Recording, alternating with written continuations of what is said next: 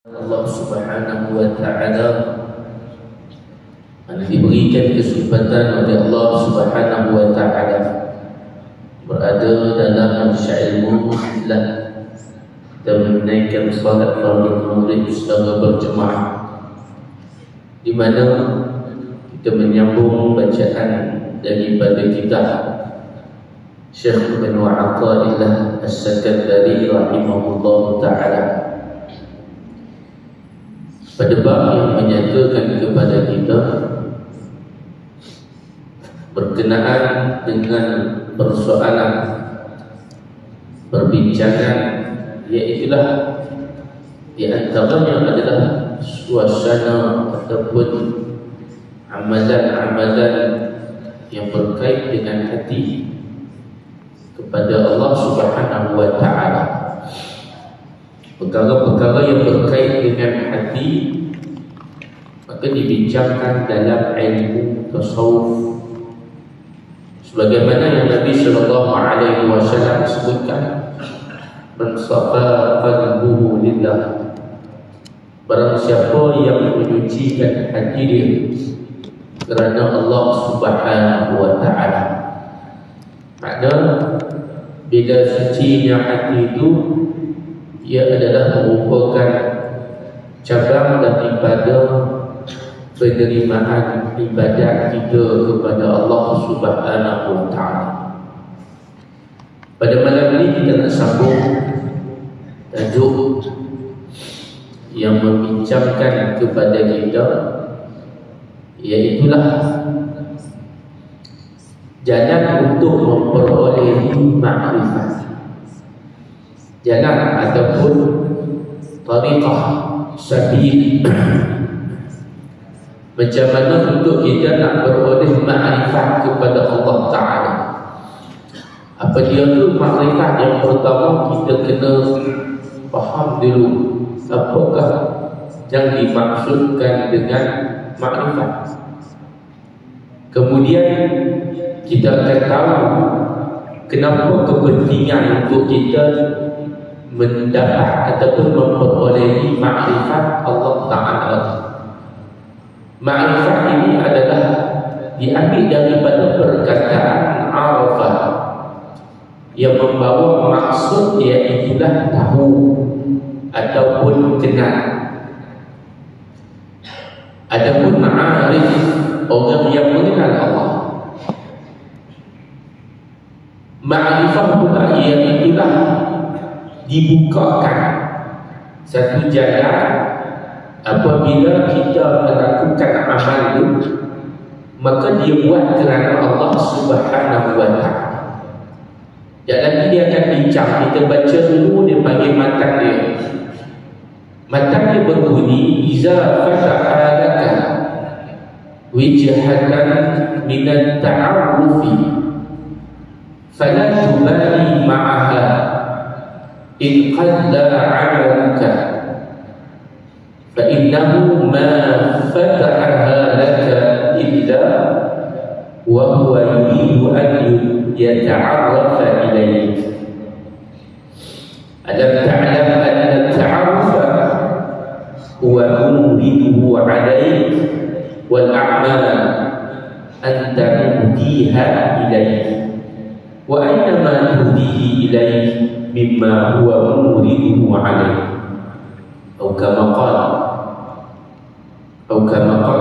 ulama Ibn Athaillah As-Sakandari, yang bermaksud iza fataha, apabila Allah Ta'ala telah membukakan kepada kamu, laka, bagi kamu, Allah Ta'ala tu, dia kata bila Allah nak buka kepada kita ataupun orang tu jalan untuk mengenal Allah. Jadi ma'rifah tu makna dia mengenal Allah. Sebab tu kata-kata orang tua, tak kenal maka tak cinta. Kita nak mencintai seseorang itu kena kenal dulu dia. Kalau kita nak mencintai Allah, maka mesti kita mengenal Allah Ta'ala. Kenal Allah yakni kita mempelajari dengan ilmu, dengan ayat-ayatnya, tanda-tandanya, ayat Al-Quran, daripada dalil bukti yang naqal kita nukil daripada ulama, daripada tabi'in, daripada sahabat, daripada Nabi, daripada Jibril, ambil daripada Allah Ta'ala. Apa juga kalau dengan hadis itu, maka perkataan Nabi itu dibagi naqal dua, jadi naqli. Adapun satu lagi nak kenal Allah Ta'ala dengan cara mengenal dengan akli, dengan akal, dengan kita memikir. Fikir tuan-tuan. Nabi kata fikir, tafakkaru, hadis, tafakkaru fi khalqillah wa la tafakkaru fi zatillah. Apa makna dia? Berfikirlah kamu menggunakan akal, berfikir tentang kejadian yang Allah Ta'ala ciptakan. Tapi jangan kamu fikir yang berkaitan dengan zat Allah. Macam mana rupa Allah, macam mana Allah Ta'ala melihat, itu tak boleh fikir benda tu. Nabi kata la wala tafakkaru, jangan. Kita tak boleh fikir benda-benda yang kita tak mampu fikir. Wala tafakkaru fi dzatillah, zat Allah, diri Allah. Kalau kamu fikir juga, maka kamu akan binasa. Fatahlik, fatuhlik, Nabi kata. Jadi gila tuan-tuan. Fikir macam mana Allah Ta'ala punya tangan, tak boleh. Itu dalam ayat-ayat bagi mutasyabihat, ulama dia terbahagi kepada dua. Yang pertama, ulama salaf, dia tidak mentakwilkan maksud makna perkataan. Ayat-ayat yang mutasyabihat dia tak takwil. Jadi dia buat macam mana? Aminu, dia beriman kama jahat, sebagaimana yang telah disebut. Murru, lakukan dia, lalu baca dia, tidak takwil. Pasal apa tak takwil? Pasal tak boleh nak tahu maksudnya, tak tahu makna. Amiruha kama jahat, jalankan, baca. Yadullah fawqa aydihim, yadullah, bukan tangan, yadullah. Itu selamat. Wallahu a'lam. Jawapan yang lebih tepat adalah wallahu a'lam. Yang kedua, ulama dia bagi salaf al-khalaf. Salaf ni 300 tahun sebelum 300 sebelum kita, iaitu kurun sahabat, tabi'in, tabi'in. Yang tu mereka tidak takwil. Ada juga yang mentakwilkan, tapi dengan makna yang selamat. Apa dia? Iaitulah perkataan yang ayat-ayat mutasyabihat. Dia kata apa? Kekuasaan Allah. Islam tidaklah kata tangan, tidaklah kata kaki, kerana makna imkan itu adalah bermaksud perkataanku hanyalah yang layak bagi Allah Ta'ala, kekuasaan. Kekuasaan Allah Subhanahu wa Ta'ala, Yadullah, makna dia apa? Kerajaan Allah di atas kerajaan makhluk. Kekuasaan Allah di atas kekuasaan makhluk. Itu dia balaghah dalam Al-Quran ini. Kita sehingga kan ulama kata kita tak mampu pun nak mentafsir, kerana tidak ada ayat yang setanding dengan Al-Quran. Sebab itu zaman Nabi SAW, Nabi tidak benarkan Al-Quran ditafsirkan ataupun diterjemahkan. Cuma kalau dipanggil iktibas, maksud daripada ayat itu yang tu pun bukan simply orang ni dia boleh tafsir, tak boleh. Dia hanya orang yang tertentu. Bahkan sahabat pun mereka tidak mentafsirkan Al-Quran. Bukan semua sahabat yang berani tafsir Quran, tak berani. Antara sahabat yang Nabi bagi endorse adalah Abdullah ibnu Abbas. Biasa tu biasa dengar tafsir Ibnu Abbas. Ibnu Abbas ni dia ni mahir dalam tafsir Al-Quran, ilmu dia. Macam mana dia boleh ilmu macam tu? Dia berguru dengan Nabi sallallahu alaihi wasallam. Dia kalau ikut Nabi, semua mereka sejak masa hidup dengan Nabi. Jadi Allah bagi kepada dia keberkatan. Nabi doa kepada dia, Allahumma faqihhu fid-din wa 'allimhu at-ta'wil. Ya Allah, bagi faqihkan kepada dia itu akan Abdullah ibnu Abbas ni faqih fikih fiqh. Dia ulama kata faqih ni makna dia tahu hukum fiqh. Orang kalau nak tanya, orang tanya Nabi. Kalau Nabi tak ada, orang tanya Abdullah ibnu Abbas. Sebab dia ni faqih. Fuqaha jamak kepada faqih, makna dia faham. Wa 'allimhu ta'wil, dan ajarkan kepada dia ta'wil. Ta'wil ni apa? Tafsir, memahami ayat-ayat Al-Quran. Sebab tu kita ada pengajian Al-Quran tadabbur, pengajian tadabbur Zuhur hari Selasa kita buat. Kita bukan baca terjemah sahaja, bahkan kita melihat tafsir daripada tafsiran alim ulama. Yang penting untuk kita nak faham agama, dia tak boleh baca Quran saja, dia kena faham. Maka bila faham itu salah satu cara Allah Ta'ala bukakan kepada kita jalan apa? Iaitulah makrifat, mengenal Allah Ta'ala. Tentang kita ingat makrifat ini duduk mula-mula.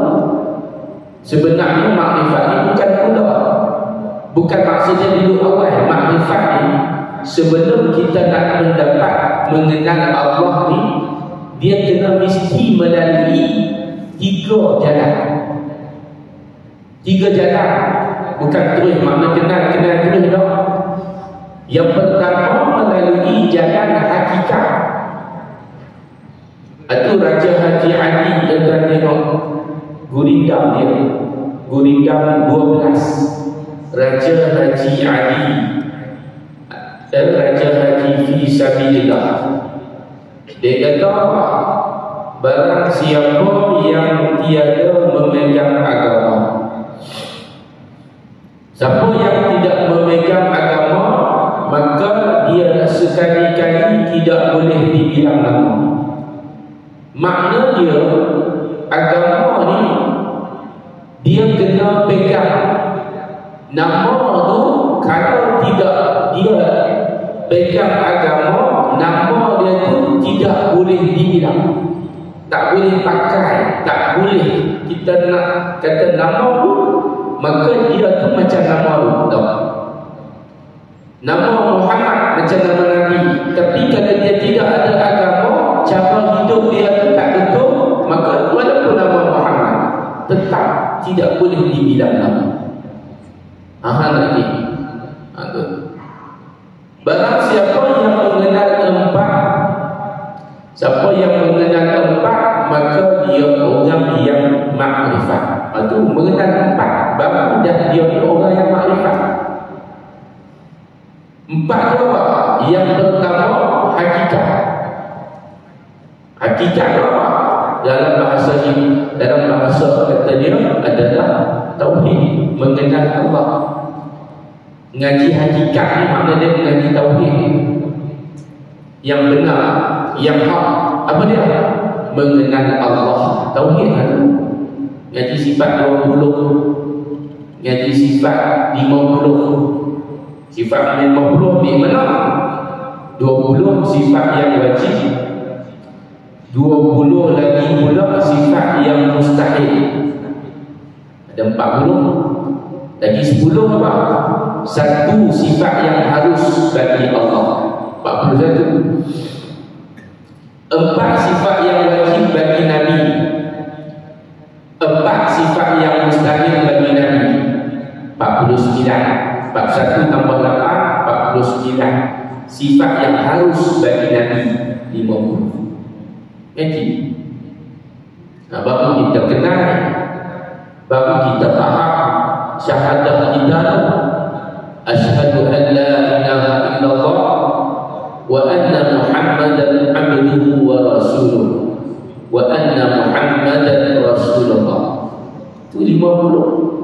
Kalau ambil tauliah dia tanya ada berapa sifat di dalam kalimah syahadatain. Ada orang kata sifat ada berapa? Ada 5. Rukun Islam tak kena. Rukun iman ada 6. Dan dalam kalimah syahadah ada 50 sifat. Yang tu ngaji satu-satu. Nabi, sifat yang wajib bagi Nabi, sifat yang mustahil bagi Nabi. Apa dia? Siddiq, amanah, tabligh, faqarah. Sifat yang berlawanan dengan Nabi. Lawan kepada Siddiq, nama dia kadzab. Al-kadhib makna dia tipu. Mustahil Nabi sallallahu alaihi wasallam dengan sifat yang penipu. Perkataan Nabi itu mustahil bagi Nabi, sifat yang penipu mustahil kerana dia adalah Rasulullah. Maksud sebab itu Nabi tidak melakukan dosa. Nabi tak buat dosa ataupun melainkan Allah ampunkan dosa Nabi. Tak ada dosa. Jadi hak kata Nabi ini berhati-hati dengan perkataan terhadap Nabi sallallahu alaihi wasallam. Yang pertama hakikat, mengenal Allah, mengenal Nabi. Kemudian dalam rukun iman dia ada banyak, dia ada malaikat, dia ada kitab, dia ada kiamat, dia ada rasul, dia ada qada dan qadar. Hati duduk mana? Dalam rukun iman. Bila kita sebut sahaja Allah Subhanahu wa ta'ala, maka termasuklah percaya kepada Nabi. Ada orang yang percaya kepada Allah, dia kata aku ni baca Quran tapi dia tak pakai hadis Nabi sallallahu alaihi wasallam. Tak boleh ditolak. Nabi sebut akhir zaman akan ada umat manusia yang anti hadis, yang tidak menerima hadis. Akan mari satu zaman akan ada datang seorang lelaki yang beritahu kepada lelaki yang sedang duduk bersandar.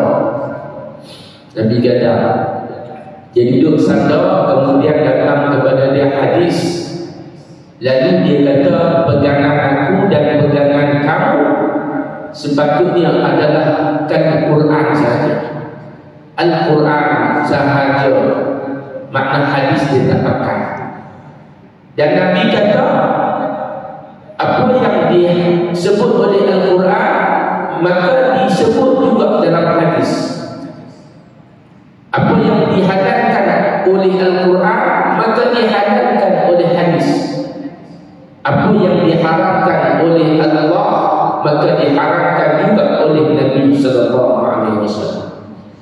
Makna kata kita kalau nak faham Al-Quran, dia kena faham hadis. Dia kena belajar hadis ni. Kena duduk dengar, kita kena duduk belajar, kita kena dengar tazkirah, kita kena mengaji. Jadi hadis ni menerangkan secara lebih terperinci apa yang Al-Quran sebutkan. Contohnya tentang sembahyang. Macam mana kita nak tahu dalil sembahyang 5 kali sehari berapa rakaat?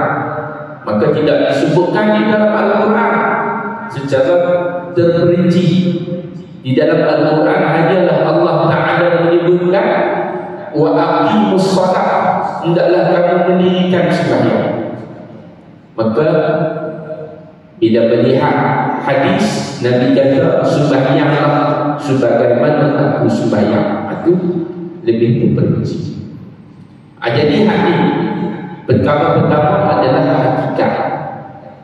Kita kena kenal dulu. Lepas hakikat apa? Ma'rifah. Lepas hakikat syariat. Lepas daripada hakikat, maka kita kenal, kita tahu syariat. Apa makna syariat? Perintah Allah Ta'ala kepada kita. Syariat itu apa? Perintah. Khitab Allah. Allah Ta'ala menyuruh kita, suruh buat, suruh dengan suruhan, dengan tegas, maka dipanggil wajib. Suruh dengan makna yang tidak kuat, dengan makna galak, dipanggil sunat, mustahab. Yang kedua, suruh yang sebaliknya dalam bentuk larangan yang tegas, dia panggil haram. Ada dia apa? Tidak, jangan, la. Itu ada nahi, tegahan. Ayat-ayat tegahan ni yang berbentuk tidak, jangan kamu buat. Kalau buat, maka berdosa. Itu kita kena tahu. Kalau kita nak tahu macam mana, kena belajar sunnah Nabi sallallahu alaihi wasallam. Nabi melarang, ada larangan yang bersifat haram, ada larangan yang bersifat dipanggil makruh, dan di antara keduanya tidak larang dan tidak suruh, maka hukumannya adalah harus. Jadi harus pula disebut sebagai boleh buat dan boleh tinggal. Nabi kata kalau kamu orang yang wara, maka perkara yang harus kamu sederhana. Itulah dia dipanggil sebagai syariat. Syariat apa? Itulah dia. Wa'tasimu bihablillahi jami'an. Peliharalah kamu, kata Allah, kena jaga hukum hablillah, hubungan dengan Allah. Itu dia. Apa yang Allah Ta'ala suruh yang wajib kita buat, apa yang sunat kita tambah, apa yang haram kita jauh, apa yang makruh kita elak. Perkara yang harus sederhana, insya-Allah pada masa yang sama, wala tafarraqu, kamu tidak berpecah. Makna dalam hubungan dengan manusia kamu akan selamat. Hak ni orang tak boleh nak buat. Nampak macam simple kan, tapi dia tak boleh nak buat. Pasal apa? Kadang dia tahu, tapi dia tak boleh nak buat pasal dia tidak mendapat taufik daripada Allah. Kita tahu benda tu haram, tapi buat lagi. Kita tahu benda ni dosa, buat lagi. Pasal apa? Allah Ta'ala tak bagi kepada kita kekuatan. Macam mana kita nak tinggalkan benda-benda yang haram ni? Maka kena melakukan perbuatan yang Allah perintah. Antaranya sembahyang. Allah Ta'ala kata inna salata tanha 'anil fahsya'i wal munkar. Sesungguhnya salat itu mencegah perbuatan keji dan munkar. Jadi bila sembahyang sepatutnya kita tidak melakukan perbuatan maksiat. Kita berakhlak dengan akhlak yang baik. Sebab itu kita ni ulama kata bila kita buat ketaatan sepatutnya kita jadi orang yang baik. Tapi ada orang yang sembahyang tapi dia buat benda yang tak baik. Pasal apa?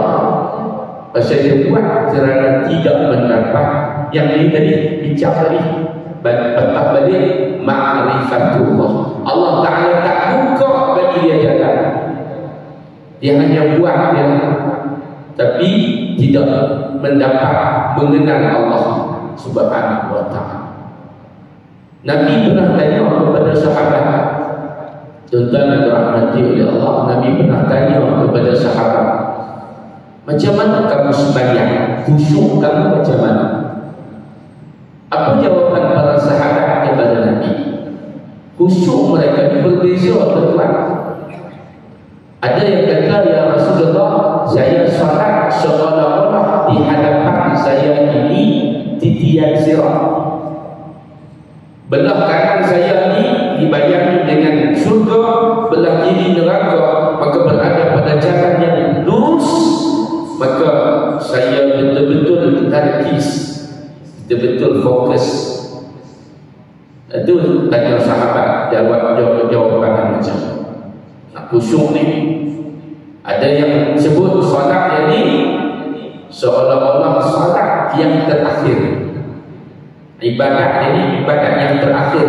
Ingat mati, yakin nak mati lah, bayang kematian pula.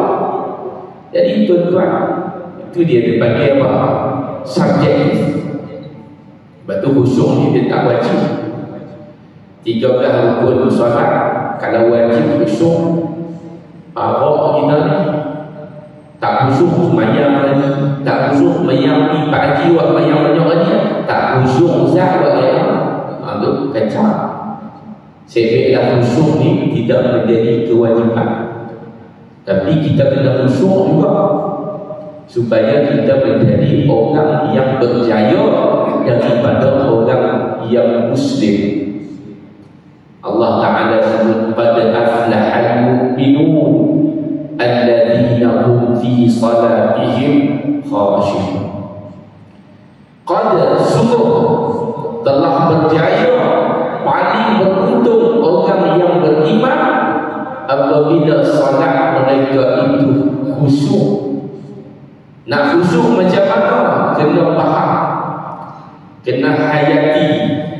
Macam kita tengok cerita, kalau kita tengok cerita bahasa Sepanyol, kita orang putih, kita tak faham bahasa Sepanyol. Kita macam tengok, kita ni macam ayam tengok itik cakap, jadi tak faham. Jadi dia kena faham macam mana dengan kita mempelajari bahasa Al-Quran. Ini tentang ada kitab buku tentang khusyuk dalam sembahyang. Memahami, kemudian mendalami ilmu agama. Yang ketiga, selepas daripada syariat, maka pergi kepada tariqah. Tariqah ini tuan-tuan adalah jalan, maksudnya tariqah, jalan. Ihdinas siratal mustaqim. Ya Allah, tunjukkanlah kami, bimbingkan kami jalan yang lurus, yang benar. Jalan yang benar, jalan apa? Jalan Islam. Inna dina indallahil Islam. Sesungguhnya cara agama yang Allah Subhanahu wa ta'ala terima adalah Islam sahaja. Dalam bab ini kecoh pasal Ashabul Kahfi. Ashabul Kahfi ini beriman ke tidak? Jawapannya beriman. Agama apa? Allah Ta'ala yang Allah terima adalah agama Islam. Kristian Islam ke tidak? Wallahu a'lam. Kristian hak cara itulah, kalau hak cara bukan Islam. Itu jawapannya mudah. Duduk kursi pening masyarakat. Lagi agama di sisi Allah Islam. Mudah. Apa nama ini? Wa man yabtaghi ghayra al-islam dinan falan yuqbal. Siapa yang pilih jalan selain daripada Islam tidak sekali-kali diterima oleh Allah. Close, full stop. Itu je. Pedih apa? Ustaz kata lagu ni, Ustaz kata lagu ni, kita tengok Allah kata apa, Nabi kata apa, jelas. Itu penting kan? Kita duk pergi para, duk gaduh dalam Facebook, duk gaduh dalam TikTok, ya Allah. Kembali kepada Al-Quran, kembali kepada Sunnah, kembali kepada ulama yang beriman kepada Allah Ta'ala. Mudah ya tuan. Nanti kita bila kembali kepada Allah, kembali kepada Nabi, mengikuti ajaran ulama, maka kita akan faham cara yang betul.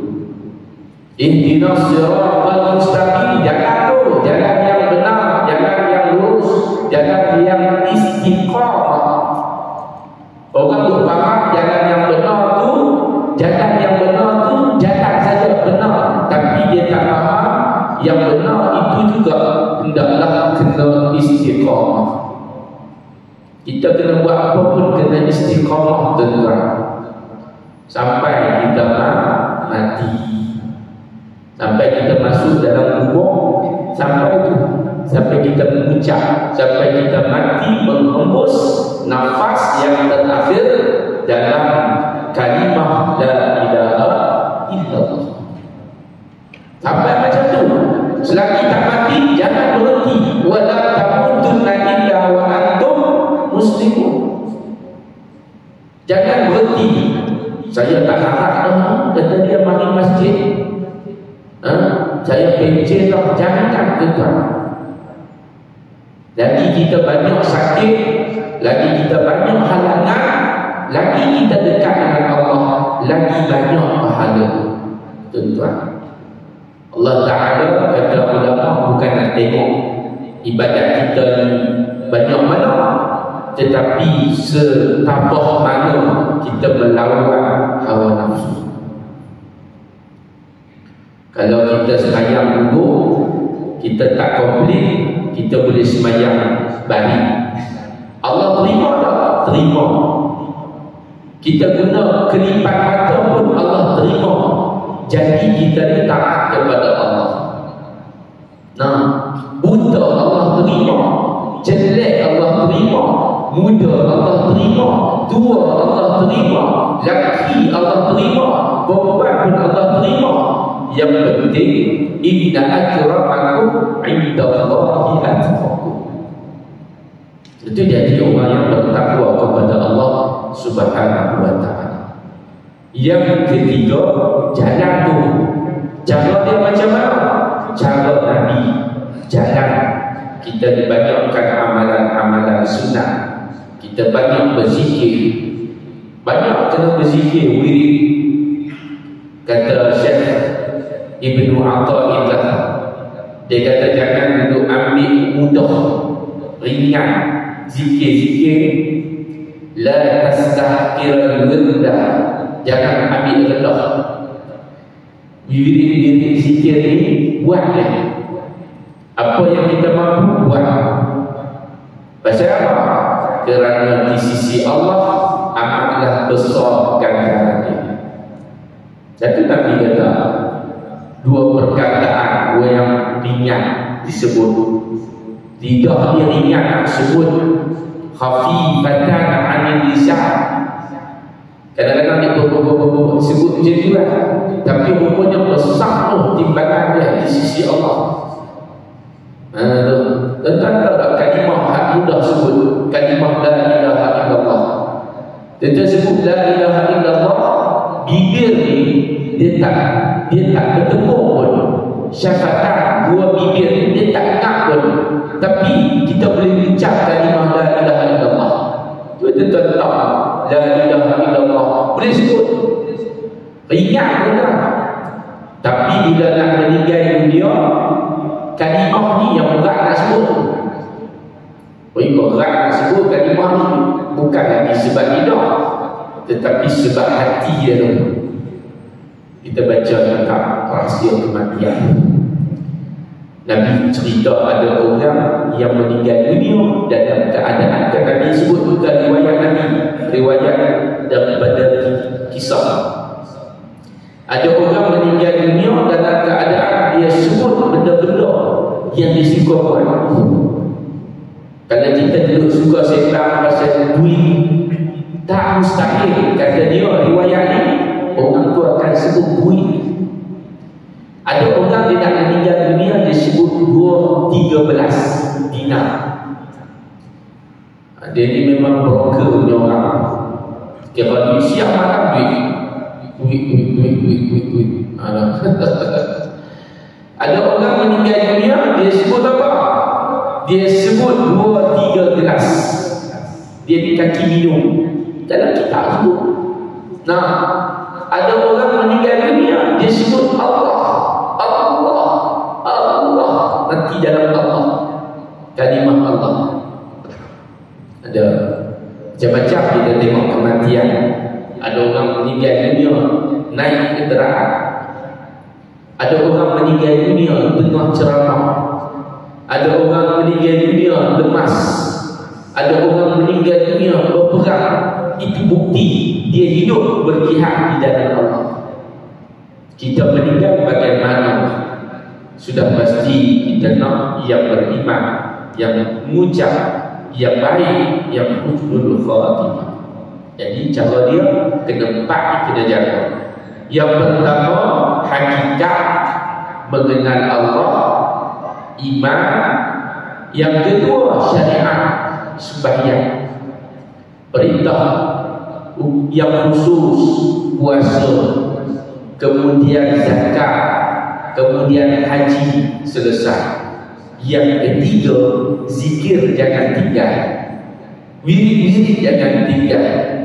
Nabi kata 2 perkataan yang ringan disebut, tapi Allah sayang, suka, berat timbangan. Subhanallah wa bihamdi, subhanallahil azim. Yang keempat adalah ma'rifat, cukup 14. Kata Raja Haji Ali, siapa yang menjaga 4 benda, maka dia orang yang selamat. Hatu dia tentang yang kita sebut di tadi ni, hatu dia. Barang siapa yang mengenal Allah, suruh dan tegahnya tiada ia menyala. Siapa yang kenal Allah, apa yang Allah suruh, apa yang Allah tegah, maka dia tidak akan menyala, tidak akan melawan, tidak akan bercanggah dengan Allah. Nah, kita kenal Allah, kita akan taat kepada Allah. Barang siapa yang mengenal diri, siapa yang kenal diri dia, maka dia kenal Tuhan yang bahari. Kenal diri ini kita akan kenal Allah Ta'ala, Allah yang menjadikan kita. Kita ini makhluk, kita ini lemah, kita ini berhajat, kita ini sakit, kita ini hajat, kita ini minta, kita ini nak, kita ini dia macam-macam. Kita sakit, kita lemah, tak ada orang boleh tolong, duduk dalam kubur, Allah Ta'ala saja yang boleh tolong kita. Masya Allah, hari kiamat bicara Nabi. Nabi kata aku tak boleh tolong apa, tak boleh tolong bicara Nabi lain. Ghair bicara Nabi, jumpa Nabi Muhammad sallallahu alaihi wasallam, Nabi minta tolong kepada Allah. Nabi ni dia tak sebut nafsi, tapi dia sebut ummati. Nabi siapa tu? Nabi kita, Nabi Muhammad sallallahu alaihi wasallam. Barang siapa yang mengenal dunia, tahulah ia barang yang terbenai. Barang siapa yang mengenal akhirat, tahulah dunia tempat yang mudarat. Allah Ta'ala. InsyaAllah kita sambung lagi tajuk yang seterusnya daripada kitab Al-Hikam insya-Allah. Wabillahi taufiq wal hidayah. Kita bagi laluan azan. Assalamualaikum warahmatullahi wabarakatuh.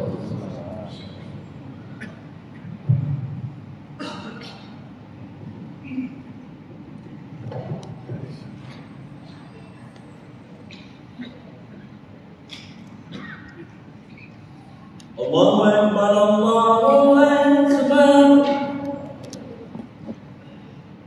Allahu Akbar, Allahu Akbar. Asyhadu an la ilaha illallah.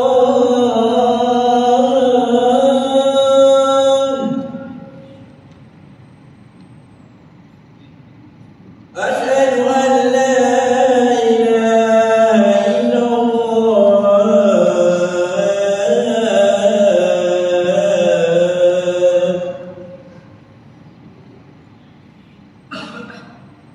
Asyhadu